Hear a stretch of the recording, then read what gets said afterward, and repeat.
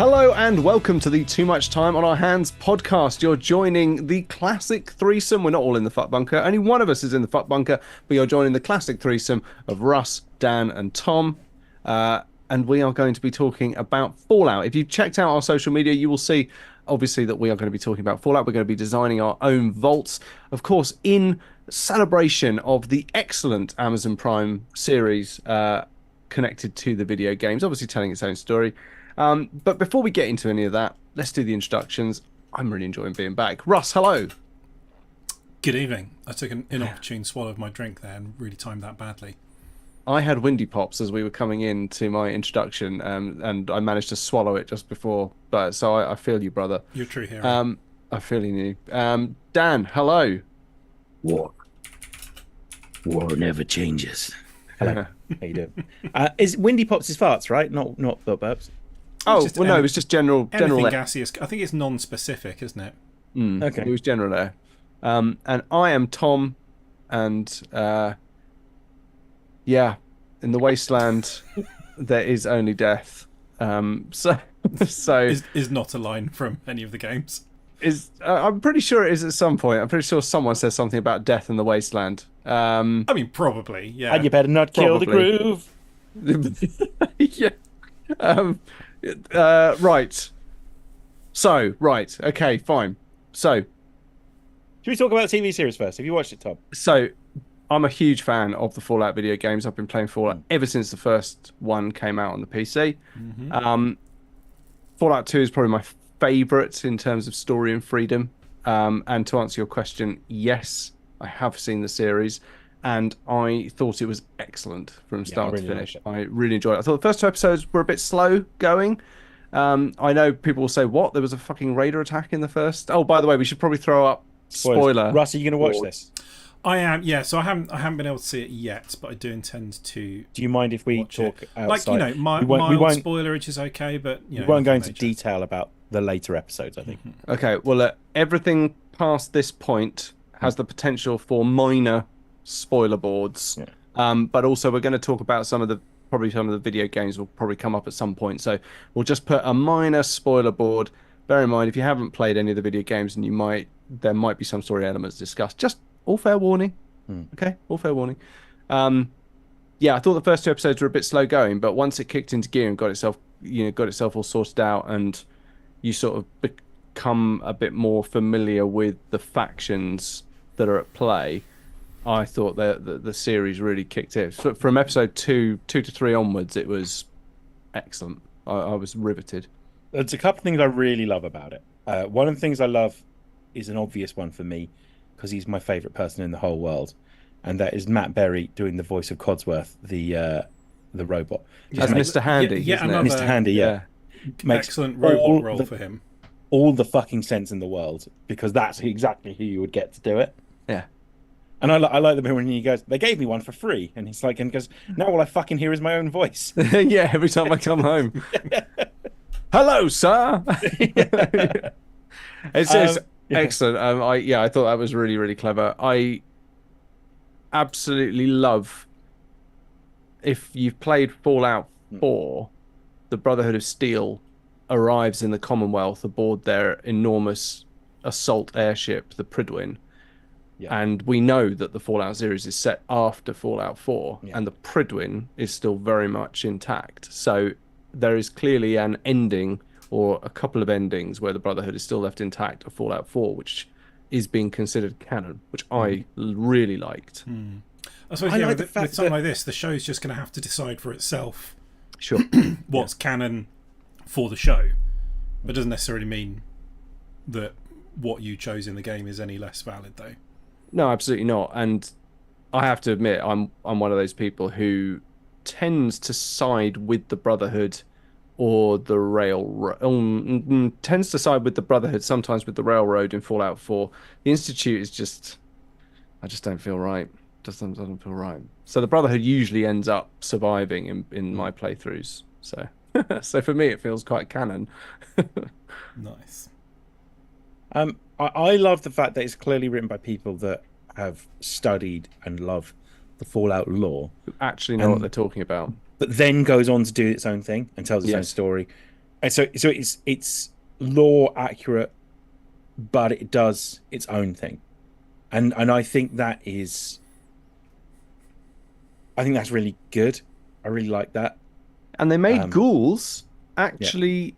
Ghouls. They made ghouls. Ghouls actually look not like rubber people wearing rubber masks, even though that's exactly what they are. Even though that's exactly what they are in the show. I was flabbergasted by how well they're doing nose removal technology, aren't they? Yeah, yeah. Which is like that is, so you can add stuff with prosthetics, but you can't take anything away. So they must be CGIing out noses left, right, and centre. Yeah. In fact, the main character, or the ghoul, has a very deep pit where his nose and cartilage should be. So obviously, fuck, apparently. Yeah. So obviously that. Well, yeah. No, you don't. Like you have sex with a ghoul and you're going to get heavily irradiated. The general consensus is that people are watching this and they fancy the ghoul. I think it's all about the hat. I don't understand. Like it's ridiculous. I kind of get it though, because I think between him and the Brotherhood of Steel dweeb, then it's, I think it's probably him. Well, yeah. I don't know. I don't know. This is such a weird conversation. I don't know where to go with this. Tom, just answer the question. Fine, I will fuck the hole in the ghoul's head, okay, where the nose should be, but I won't be thinking about the ghoul. I'm just going to do it, okay? Just going to make him put his head by a hole in a wall, and I'll just get it done. Sounds like someone's been thinking about this, that's all. I have. I planned this all out. All I need is a stick of butter and a hole in a wall. We can just go to town.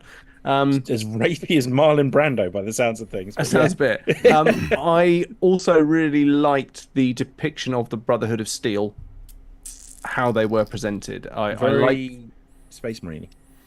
It's very Space Marine, but at the same time, it's very clear that from the very unified Brotherhood that we see in Fallout 4, there's obviously been some kind of civil war or something has gone on, because the Brotherhood does not feel like the same organization.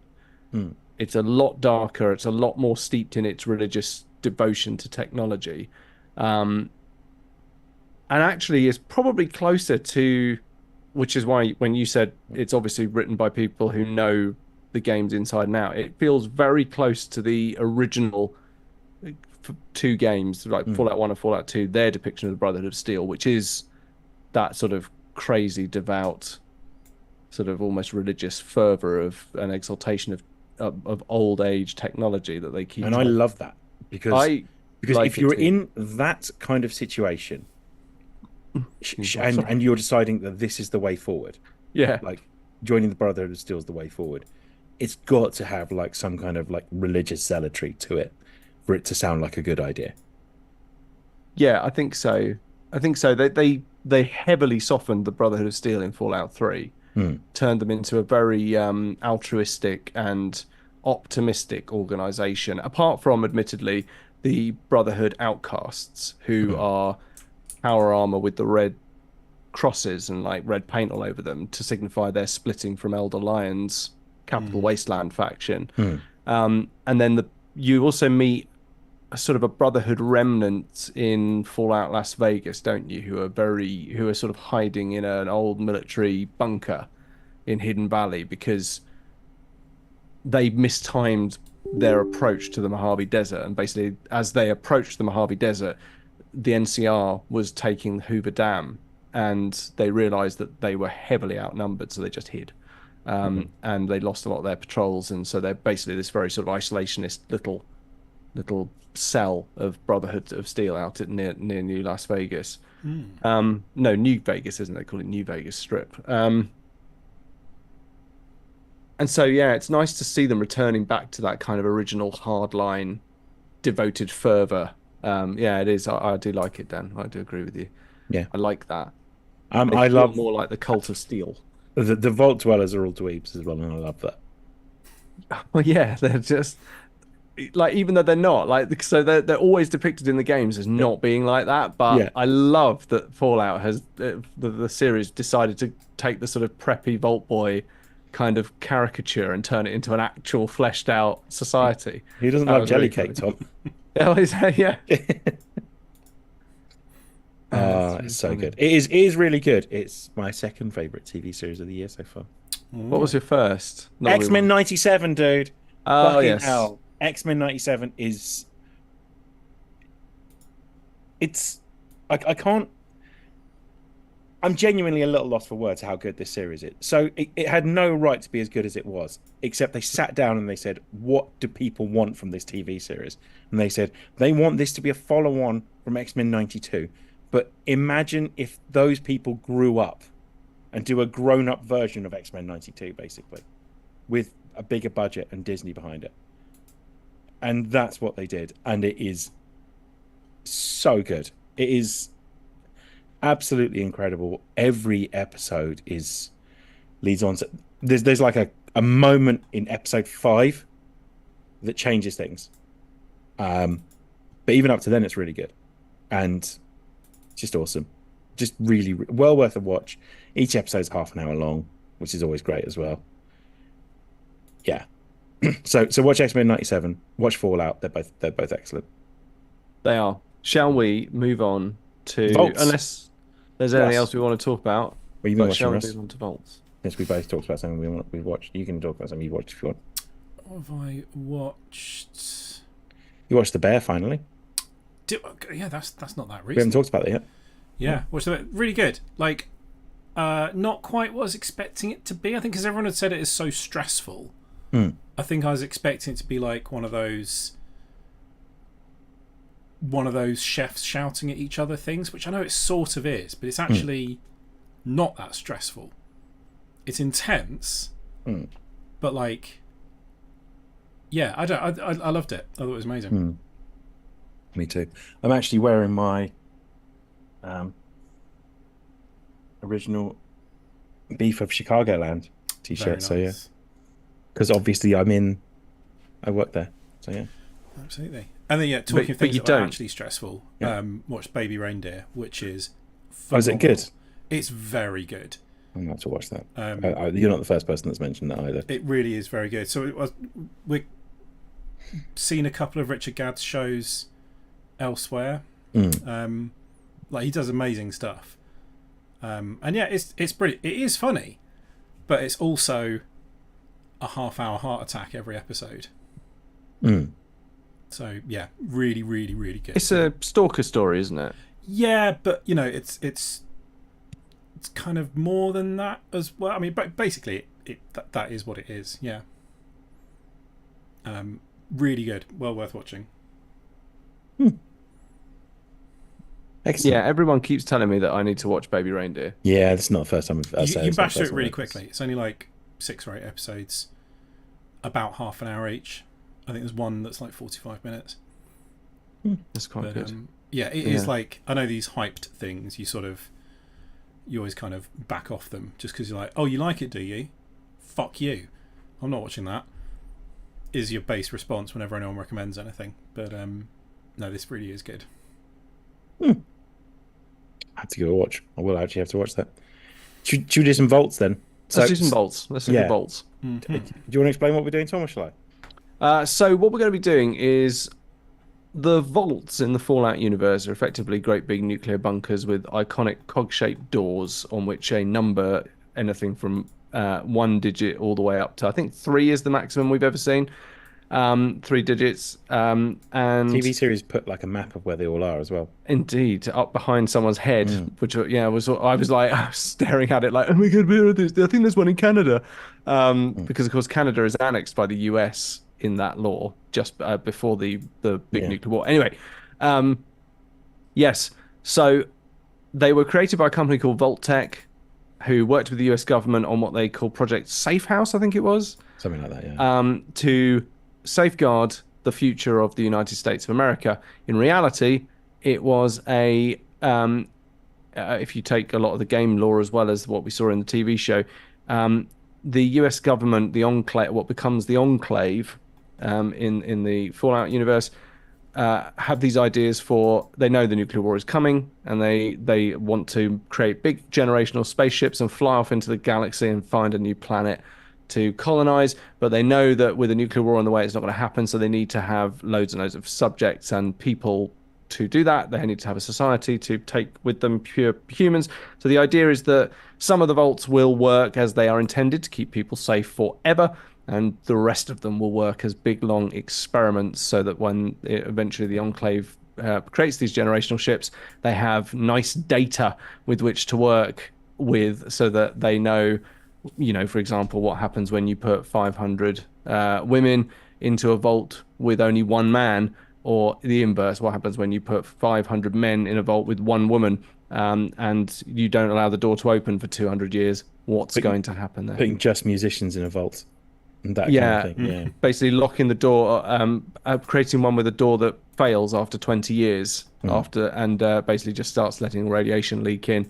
There's the one that actually was the original source of the super mutants. Yep. It was an FEV, it was a military vault that was created, the forced evolutionary virus, which eventually was used by the Master to create super mutants by just dipping humans into big vats of this stuff and seeing what happened next.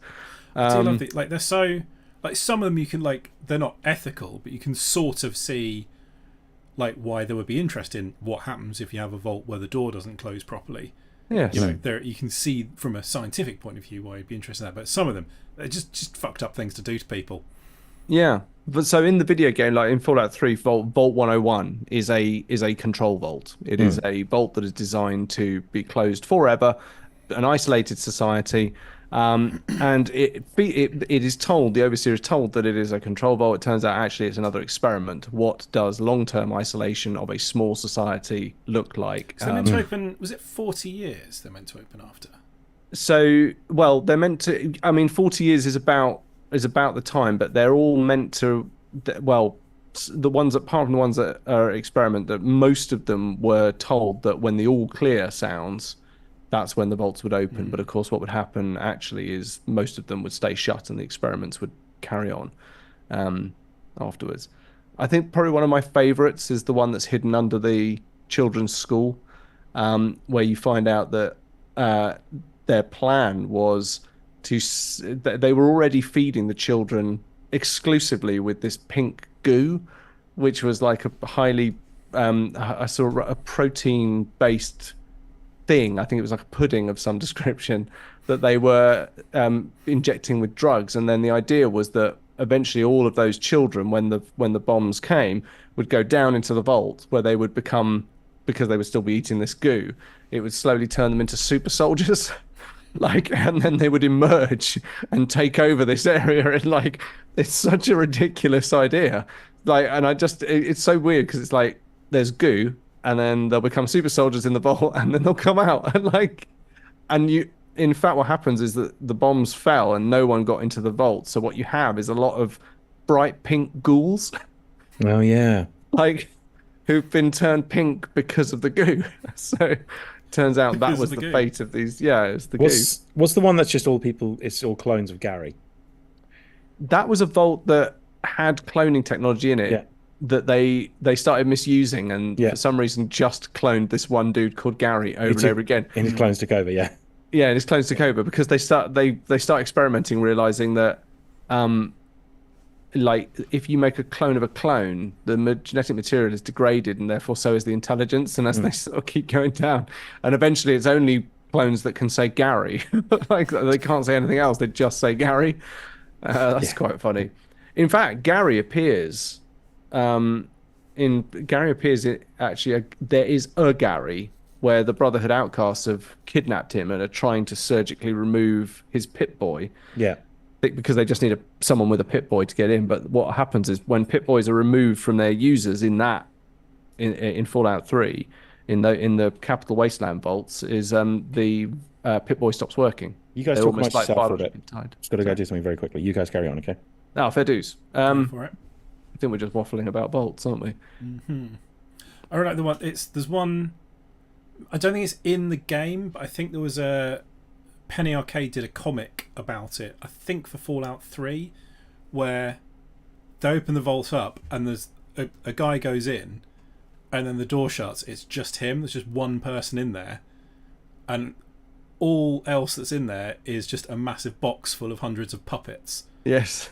and then they just leave him alone with loads and loads of puppets, and he goes shatteringly insane. Like, starts talking to the puppets, and then the puppets start talking to him, and then they will start getting violent with each other. It's very good, that. And he becomes like a wasteland legend, doesn't he? The Puppet Man. The Puppet Man, yeah. I think I think the next bit of the story is that some raiders find the vault and they open it up and they find him inside. He's obviously petrified of them because he hasn't seen humans for however long he's been stuck alone. And they take him out, and he's saying to them, don't bring that puppet. Like, that puppet he's mad. Like, he's absolutely mad. Like, he'll kill you the first chance you get. And of course they're like, all right, mate. And it becomes like raider legend that this guy ends up killing all of those raiders and disappearing with the puppets. And every now and then someone will encounter the Puppet Man. Oh yes, that was the Penny Arcade one, wasn't it? Yeah, Ross said that was his favourite one, or one of his favourites. Yeah. Obviously, like, there's not really any scientific insight to be gathered there. You leave somebody alone with a box of puppets, they're going to go mad. Yeah. Also, so like, where are the people who are conducting these experiments and presumably looking at the data and stuff? Are they in some actual safe vault? No, they're dead by this point. Okay. So they never. So the Enclave is destroyed. In Fallout 2, the Enclave's main oil rig base is destroyed. So they're like the remnants of the US government, aren't they? Yeah, they're effectively what exists by that point. And they're supposed. I mean, obviously, and Vault-Tec is all but dead as well. I mean, apart from some people that you see in the series, I don't think there's very many left. So of course, none of this. You know, the vaults are basically now just a cruel reminder of an even crueler idea. Yeah, but there's no one looking at this stuff anymore. They're not there. There's no central computer where all this information is being fed to anymore. Or if there is, no one's looking at it. They don't care. And in fact, there are some vaults that are still completely undiscovered. Some that are functioning societies, some that have already collapsed. And, you know, who knows? People are always looking for them, but sometimes they don't find them.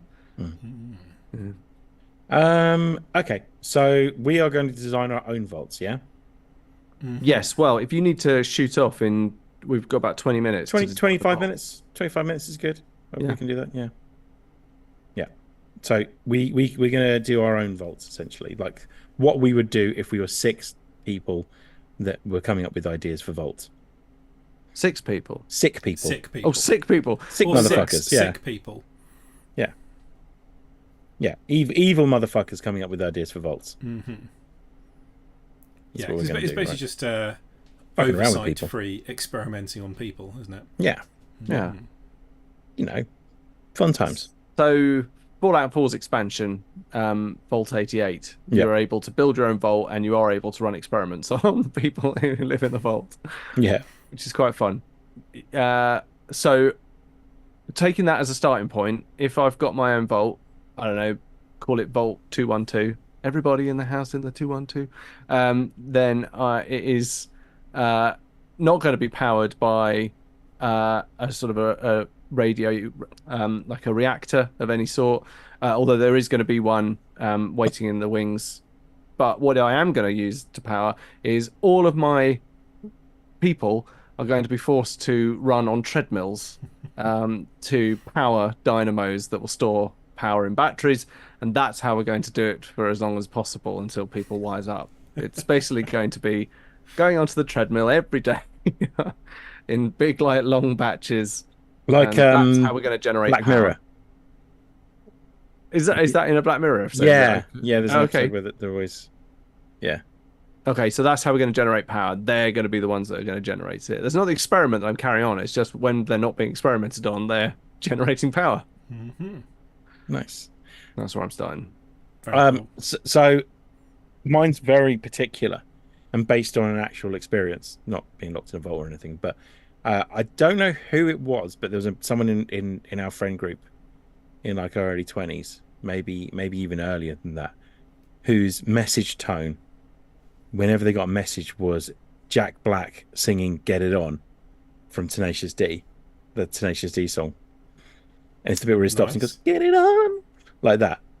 And that was their message tone.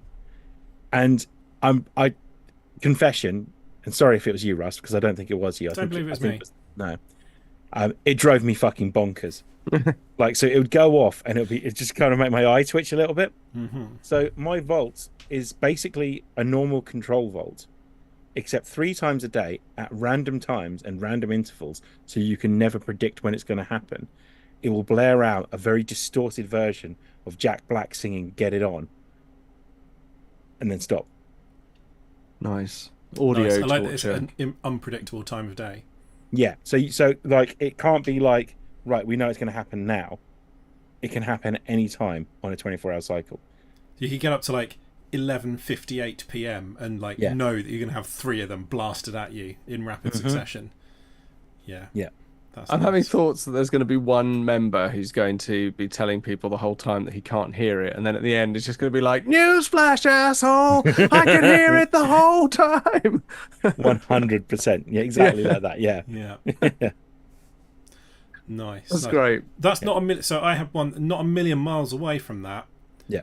Where normal sort of control vault style thing, but at a level that's almost imperceptible to human hearing. Yeah. The Lion Sleeps Tonight is played on a constant loop 24/7, but like so quietly that you can't consciously hear it, and that goes on for, let's say, 20 years, until just one day it just instantly stops. And I predict that at that point everyone's minds will just turn into cheese. So you guys are going to torment people with sort of... That's broadly... It's pretty much what they're all for, right? Pretty much. I mean, science has wondered for centuries what would happen if you were to play The Lion Sleeps Tonight at an imperceptible level to people for 20 years and then suddenly turn it off without warning. Yeah. We've never been able to find out until now. That's true. That's true. This is key data that if the Enclave was still, not all dead, then they'd be fascinated by. Mm-hmm. Absolutely. So my main experiment was a bit of an evolution from Vault. I think it's Vault 112 that we see in Fallout 3, which has the Tranquility Lounges, which a particularly nasty scientist has trapped the minds of a load of people in his horrible sort of 1950s twee simulation of a cul-de-sac in America. My idea would be, you have these Tranquility Lounges. It's actually also a bit like the dream cabin in Fallout 4. People can go, they can sit down, they can enjoy whatever fantasy. It's almost like the holodeck, whatever fantasy you want to indulge yourself in and stuff like that. I love that it's almost like the holodeck. Almost like the holodeck, because you don't actually walk around in it. Like Tranquility Lounges, you lie down and it's all fed directly into your mind. What do you think I'm doing in the holodeck? Well, I'm literally hosing the walls down. We've covered the holodeck in horrific depth. No. As Ross said once, the holodeck is something that not one of us on this podcast can be trusted with. Nobody can be trusted with a holodeck. We can't be trusted with talking about the holodeck. Yeah. I just need some coconut water and a bag of peanuts and I'm going back in. Give it a holodeck in. Give it a holodeck in. And so my idea was people can use... There's Tranquility Lounges for that. If you have a really good day on your treadmill generating power, off you go. You can spend some time on the Tranquility decks and stuff like that. My idea would be to save some of the darker and more embarrassing fantasies that people play out, and at random screen them to everyone in the vault. Not like every day, but like just every now and then. Jeff, boom, there's Jeff's fantasy up on all the television screens. It all interrupts everything. And everyone gets to see Jeff's thing, and Jeff becomes like a bit of a social pariah for a few weeks. But then, bam, Alice's things a few weeks later, she's out, so she's a bit of a social pariah. And I just think that would be really fun. Because, of course, there's nothing else. There's no books. There's nothing else to enjoy themselves. Literally, the only entertainment that there is talking to people, which gets boring after a while, or going on the Tranquility Lounges. So it's it's playing with them the whole time. It's the only entertainment they've got, but they have to do it at the risk of, not indulging some of their, of their fantasies so they don't get shown up. But of course, everyone eventually snaps. So it's how long can people go before they snap, wanting to indulge their fantasies, and then, well, there's always a risk it might be shown to everyone. Wow. I thought that would be quite twisted. Yeah. So it's basically testing the long-term potential of social embarrassment. Like, will it pique anxiety, or will people just follow their desires? I think that would be interesting data. So, every Vault Dweller is given a stack of key cards for the doors. Mm-hmm. Every door locks itself after you've gone through it, and every door has needs a different key card. The only thing is, it's programmed to be whatever the last key card you tap is going to open the door. So, like, you have to go through your entire stack of key cards to open every door, except there's one person, and it's always the first one they use. One person just going around, just opening his own doors first time, as everyone's going through their stack of key cards to open these doors. So what's the thing? So every time they put one in, and take it out, that one is now the one that opens the door. But they think because it didn't open the door, it's not that one now. So they try the next one until they get round to the end and go back to the first one. Yeah. And does this happen daily? This changes daily, does it? It's whatever key card they use first. Oh, they have to go all the way through. And it's on like have you been through all 20 key cards? Okay, now it's number 21. But they don't know that that's what's happening. They just I suppose they could probably work it out. But there's one guy wandering around, and it's always just his first key card. It opens everything. Is it always the same guy? Yes. Love it. I want to see how long it takes them to kill him. Yeah. Like, I don't think it'll be that long. Or make him their god.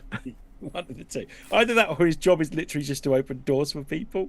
Yeah. So, like, it's one of the, it's like, they'll either just get so annoyed with him because he can just open any door, as you say, or he becomes their god. Yeah. Or his job is to 24 hours a day open doors for people when they need them open. And I think you could have more fun with it if you throw in like random fires as well. The people just going through all the key cards to get into the room to put the fire out. Random fires. I love. It's just the natural evolution. Stack of key cards. But what if also random fires? What if we make their lives miserable? Yeah. Wow. So what is that testing? Like, what would you scientifically say that is testing? Haven't we learned that they're not all testing something? Like, there's like some of them are just fucking with people, aren't they? Yeah. Yeah. It's one of them, isn't it? It's one of them ones. Yeah. Fucking with them. Just misery. Long-term isolation and misery. Yeah. Very, very good. Yeah. Russ? No. So I'd quite like to do a couple that kind of the physical infrastructure of the place messes with people. So I would like one where the entire vault is one room wide, but hundreds and hundreds and hundreds of stories tall. But there's no lifts, it's all ladders. But everything is just one room, not even a very big room, and a ladder that goes all the way up and down. So getting from anywhere to anywhere else is incredibly annoying. And please tell me that's a key transit way throughout the vault infrastructure. Well, I think it would have to be like a big staircase, so hundreds of people could get up and down it at once. But that's all there is, just a staircase and just one room, all on top of each other, going down hundreds and hundreds of meters. And also one. So the engineering of this would be quite difficult, but I'm sure it's Vault-Tec seems to have quite extensive resources. On the sort of Twits style, I want the ceilings to get like a millimetre or so higher a week. So you don't see anything. But by the end of the first year, you're like, I'm sure I used to be able to reach that ceiling. And then, 20 years later, the ceilings are twice as high as they were when you started, but you've never seen anything move. I'd like if the overseer's job was to make the cutlery and cups and tables and things when everyone was asleep slightly bigger as well. Yeah, I don't think it'd be possible to literally scale up everything in the vault. You'd have to swap out every item in there every night. It'd be quite difficult. I do love that. I love the idea of shelves imperceptibly moving up a millimeter. Yeah, maybe the day. walls go as well. So think the light switch is just a little bit further out of reach every day. Yeah, it's like so when you first came into the vault, it was all just like chest high. Like, have I always reached up to the light switch, or is that? No, okay, never mind. Mm-hmm. It's kind of made me want a virtual insanity vault now, with the floor moves, with the like in floor. the virtual insanity. That would be quite cool. Have you ever watched the video of how they made that video? They move the room, don't they? Yeah, it's actually really simple. They just the room slides around and turns about, but it looks brilliant. It's really well done. Yeah, it's pretty good, isn't it? It does look very, very good. It is really simple. He just literally is just moving on the spot a lot of the time, isn't he? Yeah, he's being JK really with his giant fucking hat. Don't look at the hat. Don't look at the hat. The hat isn't my personality. I'm not wearing this to make up for a lack of any personality. I think you are, JK. I think that's the only reason why someone wears a big hat. Yeah. I just love Jeremy Quay on the Fast Show on Jazz Club, which I've only just realised is meant to be a piss take of Jules Holland, isn't it? Yeah. Why has that taken me this long to realise? But yeah, Jeremy Quay. Oh, my mother is and always has been the wind. And then he gets up and starts singing, goes, driving around in my Ferrari. Jeremy Quay.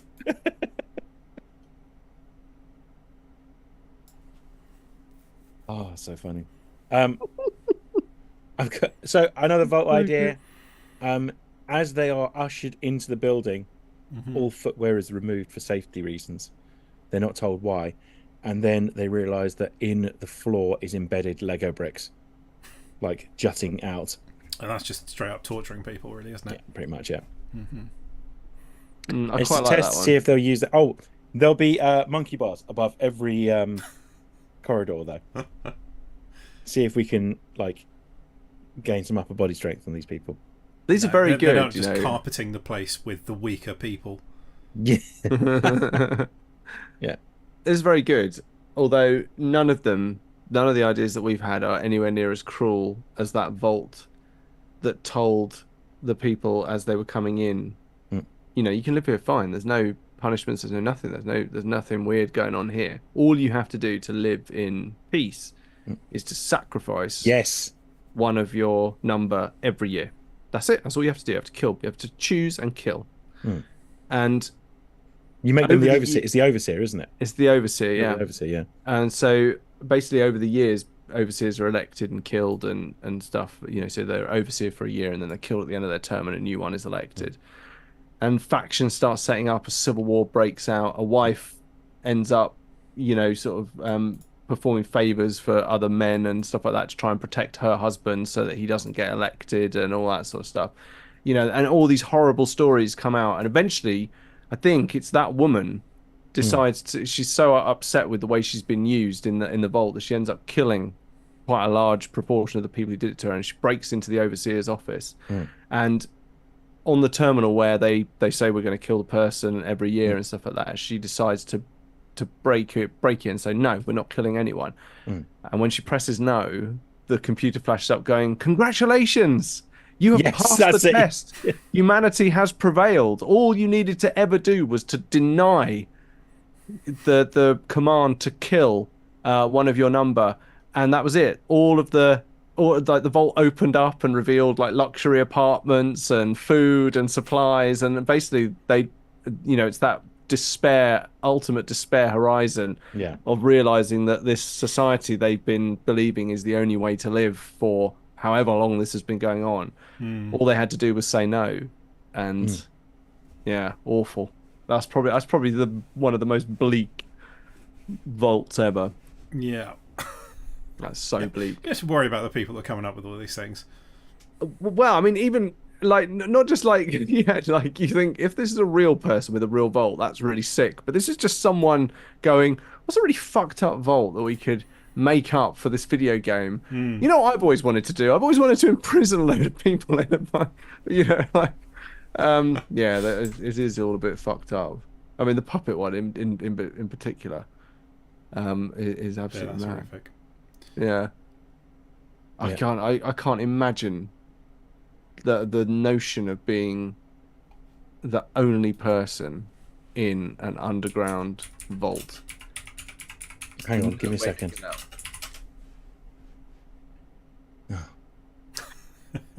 So peaceful. With the only company being puppets. I think, like Lister needed Rimmer, you need me with you to keep you sane. Because I know for a fact that after a couple of days, I'm going to start annoying the shit out of you. I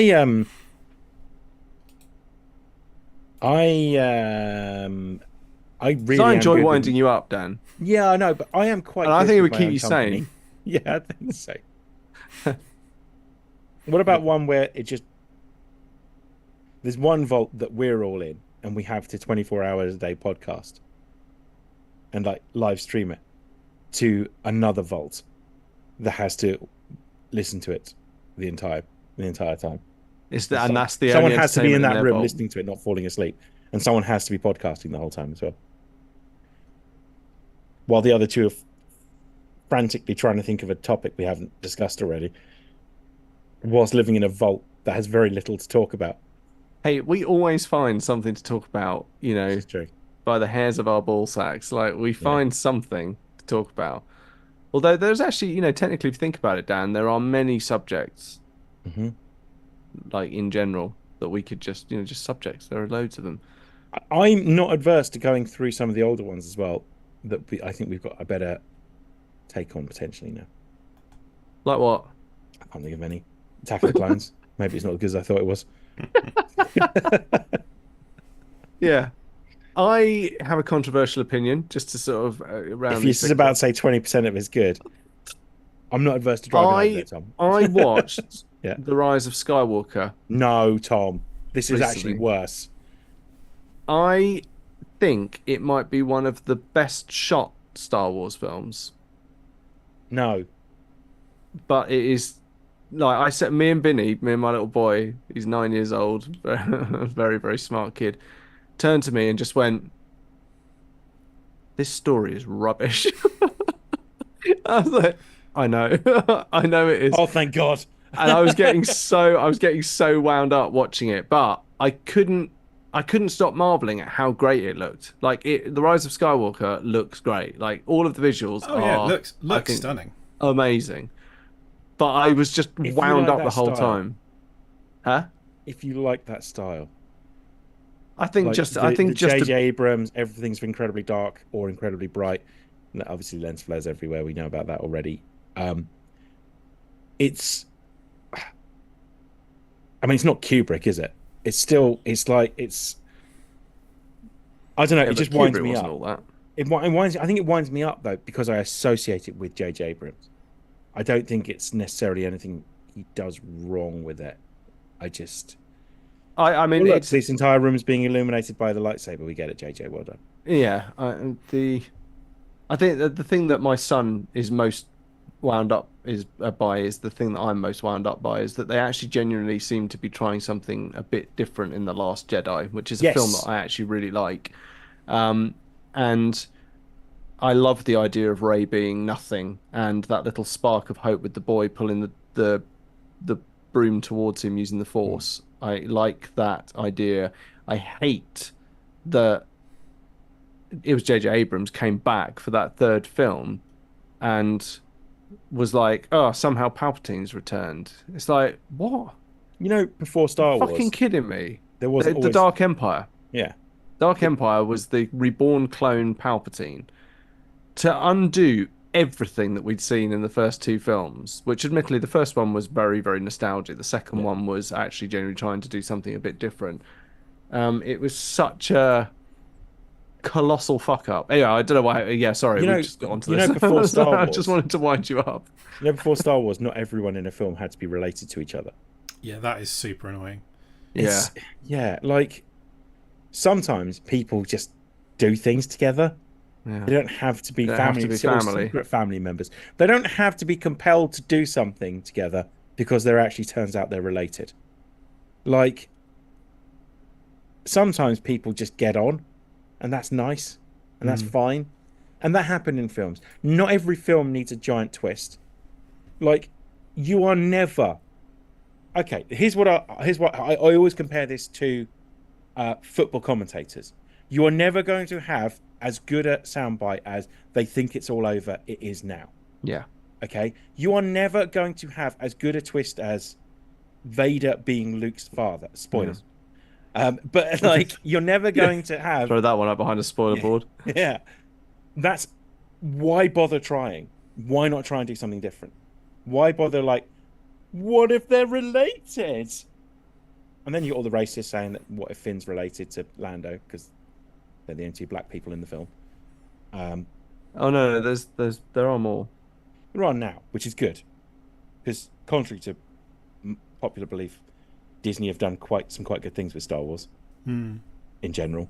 Like, yes, but yeah, Disney have done quite good things with Star Wars. Asterisk. Some quite good things with Star Wars. Yeah, Solo still bobbins. Solo's bobbins. Yeah. But I mean, Rise of Skywalker is utter bobbins. Yeah. Attack of the Clones is quite bobbins. I mean, admittedly, that wasn't 20% of it though. 20% of it. If you remove 80% of the story, 20% of Attack of the Clones is good. Vinny, it was the one Vinny. I said to him, like, if you want to watch a Star Wars film, which one do you want to watch? He said Attack of the Clones, and I think it's because it's not as adult or scary in places as Revenge of the Sith is, and it's not as kind of childish as a Phantom Menace with Jar Jar Binks and the Gungans. So I think he feels like it's almost a middle kind of ground between those two films, where there's some, the Clone Wars the Clone Wars starts and all that sort of stuff, and there's that big, battle on Geonosis. I think that it moves the plot forward in not an entirely positive way, but without being hugely depressing. Yes. Although Anakin does betray the Jedi Order by getting married in secret. Yeah, that's bollocks anyway, isn't it? Like, well, as we saw, Luke and Yoda, on Act 2, whatever it is, both have a conversation about how it's time to burn it all down. That's what I loved about The Last Jedi. I loved that whole motif of let the past die. Kill it if you have to. Tear it down. Wipe it aside. Yeah. Let old things die. Like, you loved that kind of thing. And then they literally went the opposite direction, which was, you remember that really old thing? The Emperor, he's old. Let's bring him back. Like, he fucks, right? Yeah. That's something that everyone now has to think about. Let's do it. I think people have worked out the timeline, and it has to have happened after the Wrinklification. Yeah. Yeah, because that's the Empire is a thing for 20 something years before Vader turns on him. So like it's. Have you seen the Robot Chicken one? It's just like, oh, what's happening? What has the lightning done something to my face? It pulls down his hood. Oh my God, look at me! I look like, if you'd arrived just 30 seconds earlier, we could. What was it? He said something like that. We could have. You could have stopped this guy from snapping me with lightning, and I could have got laid one last time, or something. I can't remember what it is, but I just love the prodding his head. No. Anyway, so is there anything more vaulty that we want to talk about at this point? No, I think that's about it. I'm really looking forward to watching it. It does look. It's very good. A lot of fun. It's very good. Yeah, it's very good, and it's genuinely really good. And it's really nice because you think to yourself, these, I couldn't possibly get attached to these characters. They seem too dweeby, but you fall in love with the Vault Dwellers. They are wonderful, and very many layers to peel back. So enjoy that, Russ. And it's also pissed off, like, some of the nerdier fans as well, which is a sign that it's good. It's pissed off people that use the word woke as a derogatory term.